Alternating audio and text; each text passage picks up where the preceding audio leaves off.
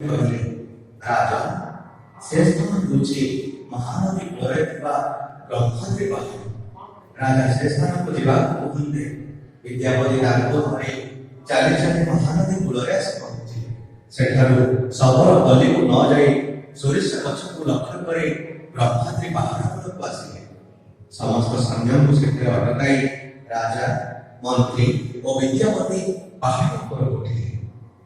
ବ୍ୟାଘ୍ର ଗୁମ୍ଫା ଭିତରକୁ ଯାଇ ଦେଖନ୍ତେ ପ୍ରଭୁ ଅନ୍ତର୍ଦ୍ଧାନ ହୋଇଗଲେ। ମାଧବଙ୍କୁ ଗୁମ୍ଫା ମଧ୍ୟରେ ନ ଦେଖି ରାଜା ଭାବିଲେ ଆମ୍ଭେ ଆସିବା ଜାଣି ଶବର ପ୍ରଭୁଙ୍କୁ ଲୁଚାଇ ରଖିଛି। ତେଣୁ କ୍ରୋଧରେ ଶବର ପଲ୍ଲୀରେ ଆକ୍ରମଣ କରି ବିଶ୍ୱାବସୁଙ୍କୁ ବାନ୍ଧି ଆଣିଲେ ଓ ମାଧବଙ୍କୁ କେଉଁଠାରେ ଲୁଚାଇ ରଖିଛ ବୋଲି ପଚାରିବାରୁ ଏହା ହୋଇଯାଇଛି। ତୁ ଶବରକୁ କ୍ଷମା ମାଗି ତାର ବନ୍ଧନ ଫିଟାଇ ଦେ। କିଛି ଦିନ ପରେ ବାଙ୍କି ମୁହାଣରେ ଏକ ଦାରୁ ଲାଗିଲା ଏବଂ ସେହି ଦାରୁ ମଧ୍ୟରୁ ପ୍ରଭୁ ଜଗନ୍ନାଥ, ମା ସୁଭଦ୍ରା ଏବଂ ବଳଭଦ୍ର ରୂପରେ ତିଆରି ହୋଇ ପୂଜା ପାଇଲେ। ଯୁଗାବଧି ଧରି ଏ ପାହାଡ଼ରେ ଆସନ ରୂପରେ ଭକ୍ତମାନଙ୍କୁ ଦର୍ଶନ ଦେଉଥିଲେ।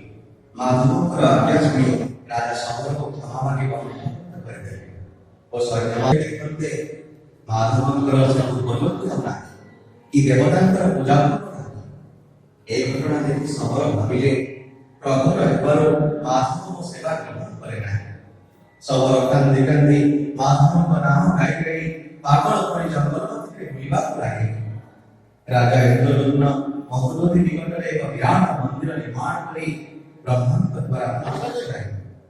ଶୂନ୍ୟବାଦ ଅନୁସାରେ ରାଜା ପ୍ରଥମେ 1000 ଅଶ୍ୱମେଧ ଯଜ୍ଞ କରିବା ପରେ ବାଙ୍କି ମୁହାଣରେ ଏକ ଦାରୁ ପ୍ରତୀୟମାନ ହୋଇଥିଲା।